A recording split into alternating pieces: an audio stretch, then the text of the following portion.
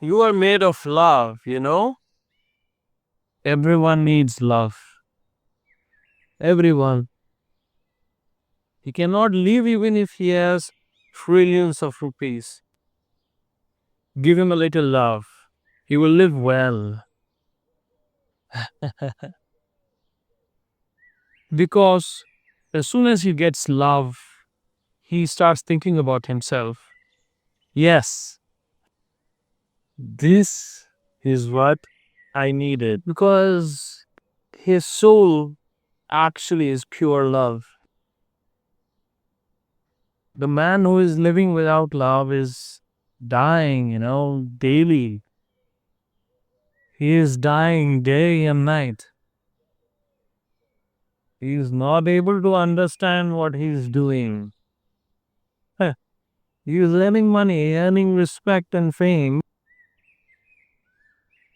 but he still doesn't understand. He needs love and knowledge, and both in his soul. Tell me, you people, how Osho have become silent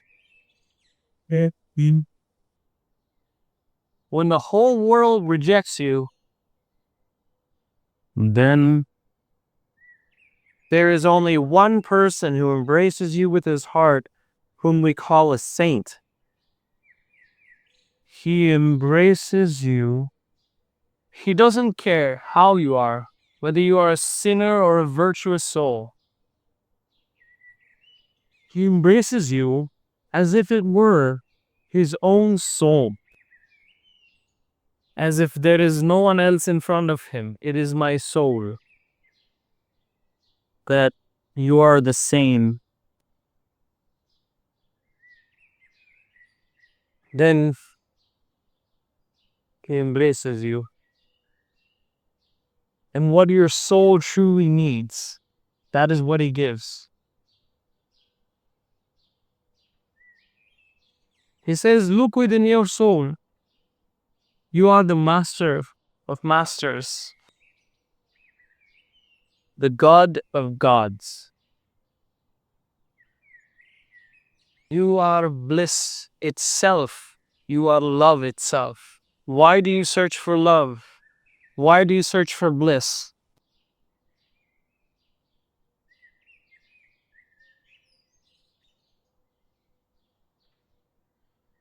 It is only by the grace of saints that you, who stayed with saints in your young age, have this result. It is their grace. Otherwise, who would search for themselves today?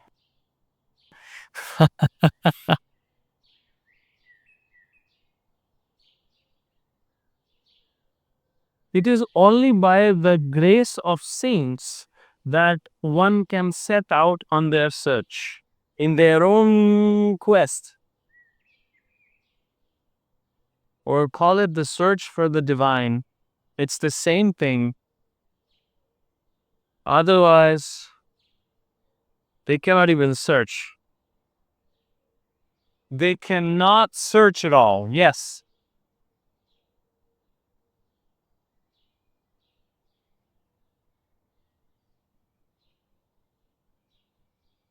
I was 12 years old when my journey began. An income tax commissioner was here in Gariaband for his sadhana.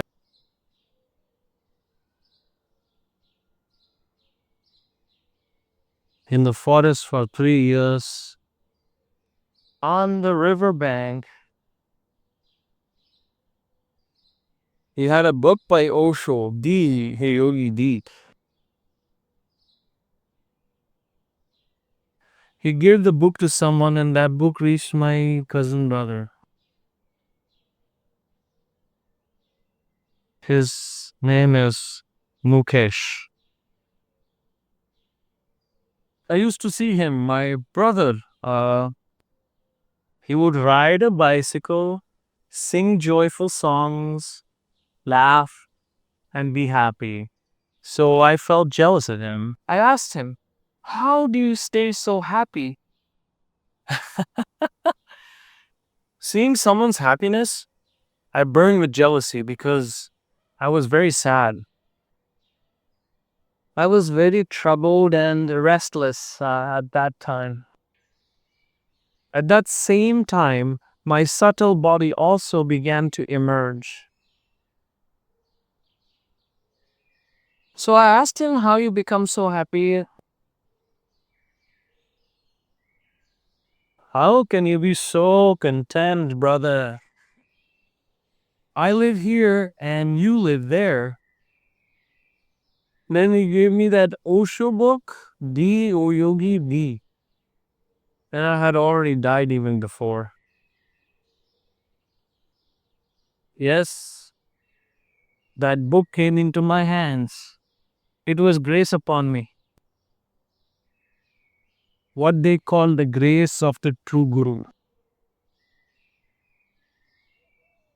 And its first lines were Ansiba Kheliba Hariba Dhyan Karke.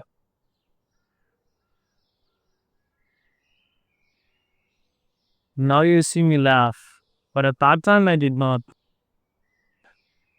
That line taught me how to laugh. How to laugh in life and live while singing songs. As if something had blasted inside me, and I laughed for no reason.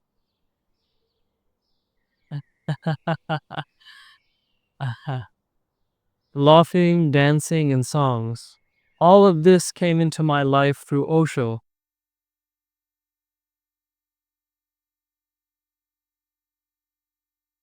How to live life as a celebration.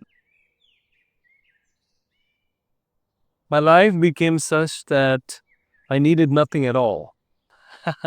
Yes. I mean, Osho gave me an incredible gift. I listened to his books and to his audios. There was a cassette called Ek Brahmacharya. Back then, cassettes came on reels. There were no MP3s, and it was a single 45-minute tape.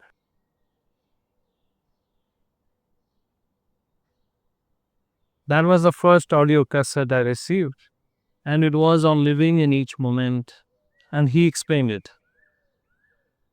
Oh, I went completely crazy.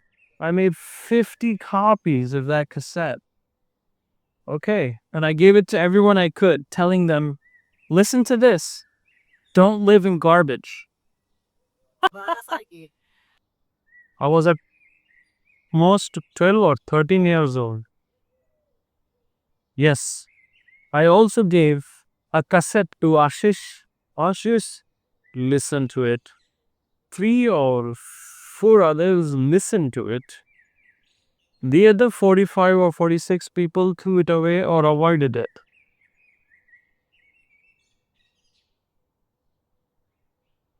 People thought I'd gone mad and defamed Osho's name, and I endured much notoriety. I was infamous throughout the village. And I liked the notoriety. I became infamous with Osho, not with fools. I didn't become infamous with fools. I felt a joy that I was infamous alongside Osho because such life ran in my blood. Osho's voice, Osho's energy, one cannot even imagine.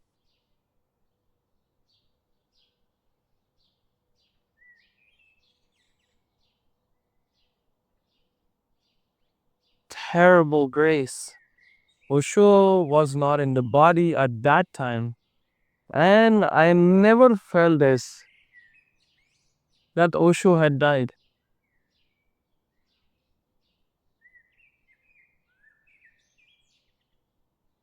I was 12, so it must have been around 1994, 1995, and Osho departed physically.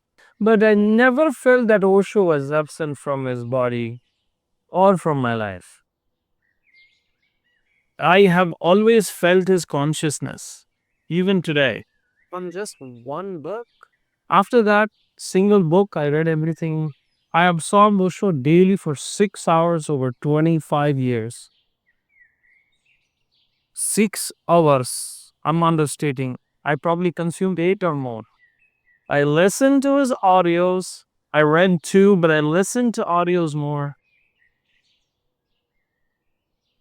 Then I started buying cassettes. Yes. I didn't have any money, so I used to steal money from the shop without telling anyone.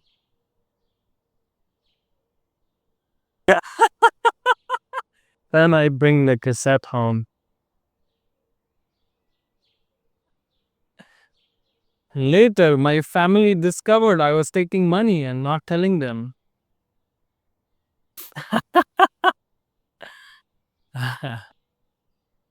So I would go to Roper to get cassettes. I'd listen to each one 30 times since audios weren't available then.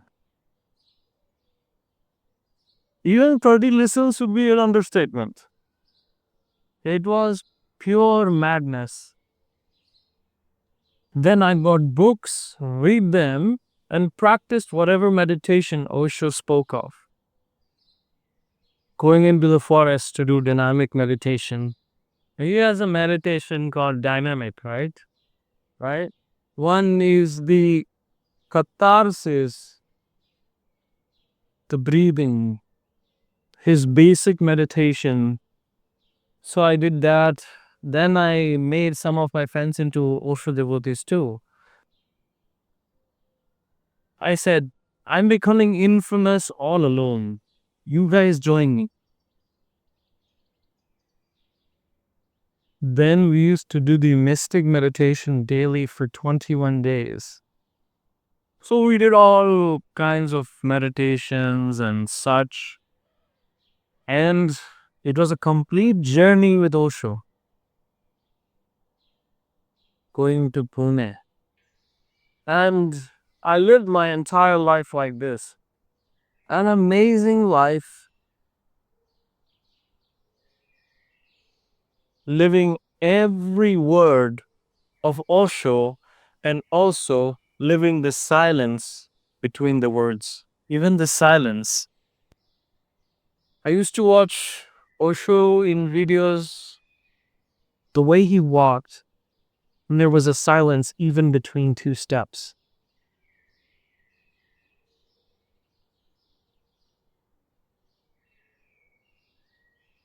Do you understand? I felt completely aligned. A supernatural life. And everywhere he supported me. My entire family was against me. A very large family at that time, all were against me. Saying I had gone mad and this and that. They said Osho was not right. But for me, no one was right except Osho.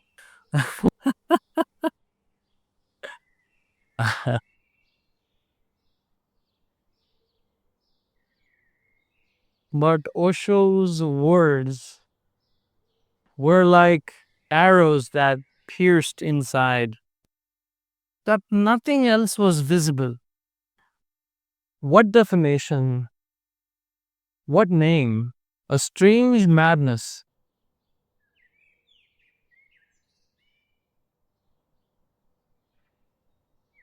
I laughed a lot. And I cried a lot for Osho. I even fought with him saying, why did you leave? Stay a little longer. On a physical level, there is also an emotion of a disciple. In Pune, where he used to sit and hold satsangs near Buddha Griha area, His chair remained there. So whenever I go to Pune, when night falls, there is no one there. Then I go and cry my heart out. Terrible.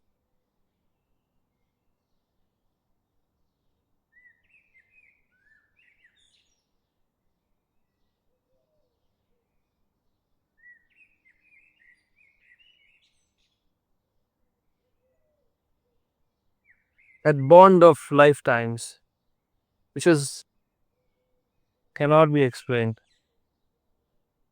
not by words, nor even by tears. The relationship one has with the master.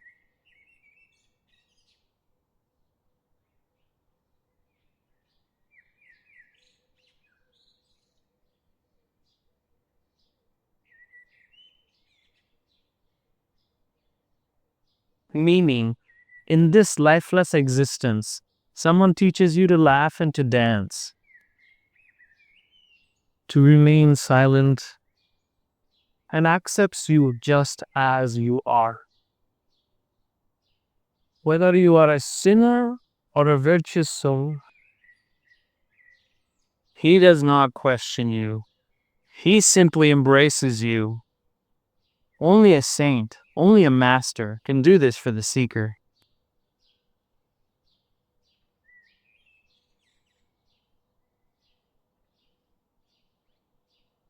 No one else has that capability.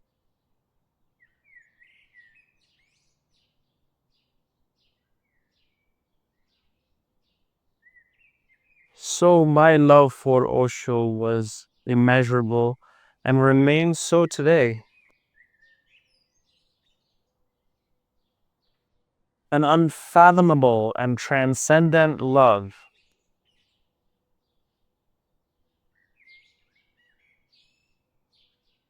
Just now I cut out one of Osho's statements in the middle.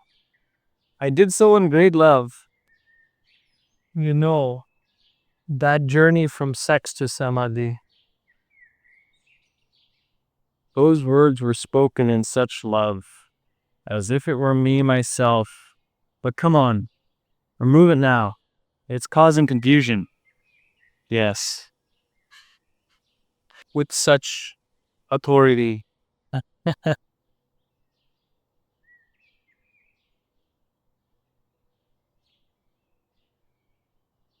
I also had great love for Swamiji, my guru.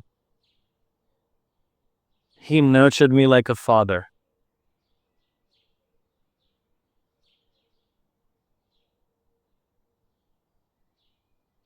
For very deep reasons, I have removed his audio and videos.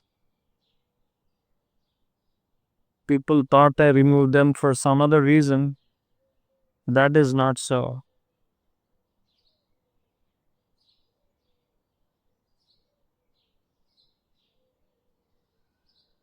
And then after that, Maharishi Mukt came into my life. As if many saints had merged into one body. That Maharishi, I did not meet him physically. He had already left his body around 70. But the energy he has, it felt as if all the saints, as if Shiva himself had come for me. Every single line of his books.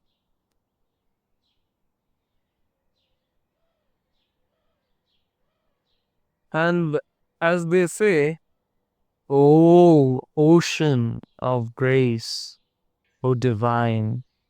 I felt that saints are oceans of grace.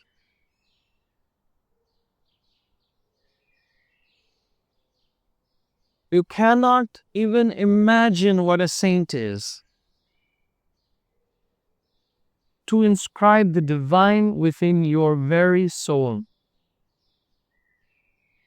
Without any effort, without any spiritual practice.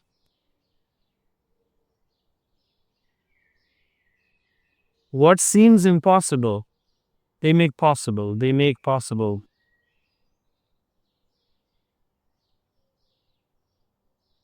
So the final master in my life was Mahashay. It was he who made me realize. He revealed what is eternally revealed. And unconditionally, without any effort, without any spiritual practice. Only grace, pure grace, and nothing but grace. And all this is possible. I'm telling you, it is all possible. Only your intention should be pure. Your goal should be right, to know the self, or to know the divine, and to live in that knowing.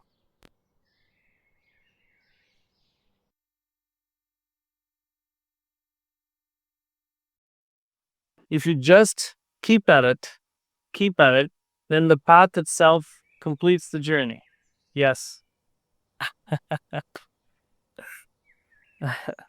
So when many disciples of Osho got tired, they asked him, this enlightenment that you speak of is just not happening. We've done everything, all the practices, everything you told us to do, we've done it all. So they asked Osho for the final secret. How will this happen?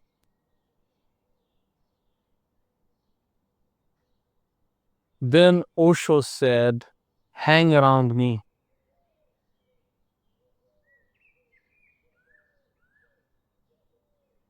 Just stay connected to me.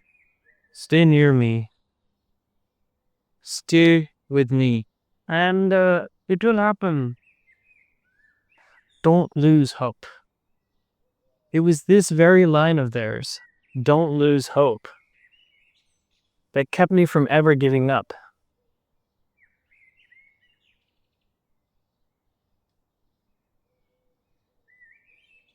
I used to lose hope again and again. But remembering these words, I would stand again. Keep going. Even if nothing comes, keep going. Life is truly a wonder. First of all, life itself is a miracle. To simply be alive, to have breath flowing.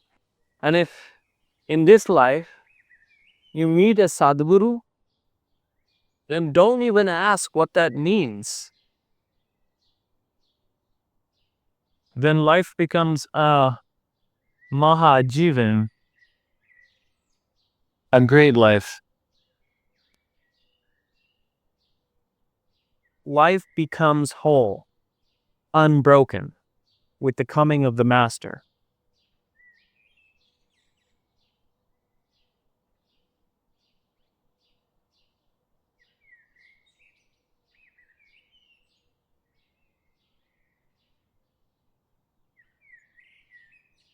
So, who is Osho? Who is Osho?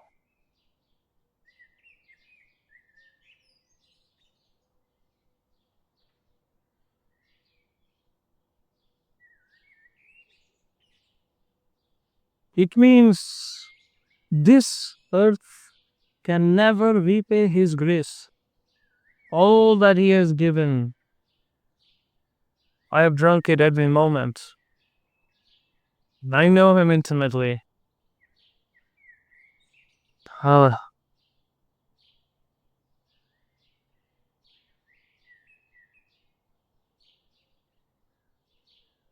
One cannot explain him. He can only be lived in your soul.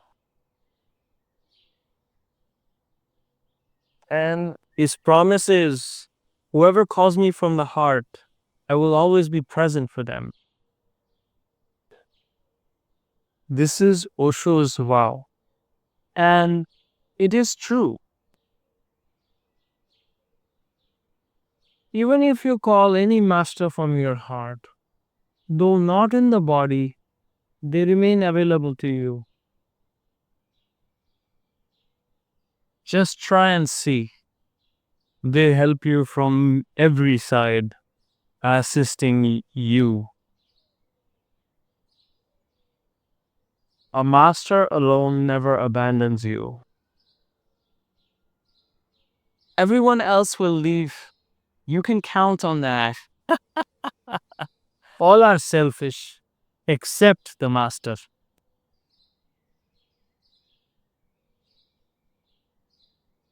Selfish. All attachments are selfish. Of sun and sage, that is everyone's way. Only saints are free. All other love is selfish love.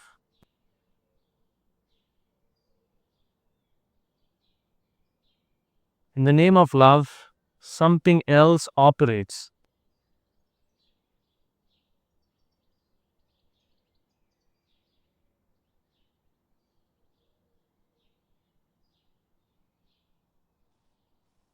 But I have been carried in Osho's lap.